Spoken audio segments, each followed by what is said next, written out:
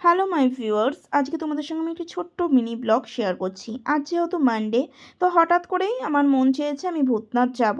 তো মর্নিংয়ে এতটাই ঠান্ডা পড়েছে, তো সেই কারণে আমার ঘুম থেকে উঠতে উঠতে এখন 10:30 11টা বেজেই যায়। তো আমি বিকেলের টাইমেই চলে গিয়েছিলাম, যদিও বিকেলের টাইমটা বাবার মাথায় জল ঢালা পসিবল থাকে না বা দেয় না ওখানে। সত্যি কথা বলতে ভূতনাথে জল ঢালতে দেয় না, মানে বিকেলের টাইমটায় ওখানে গোলাপ জলটাই ঢালতে দেয়।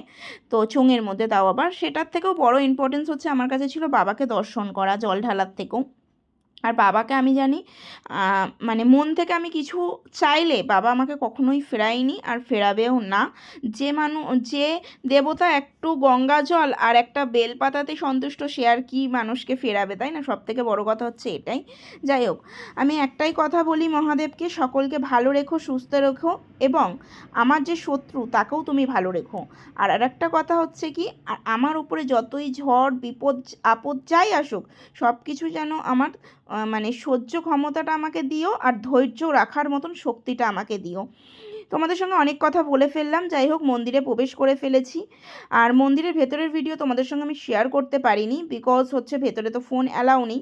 যতটুকুনি পারলাম ততটুকুনি তোমাদের সঙ্গে আমি আজকে ভিডিও শেয়ার করলাম।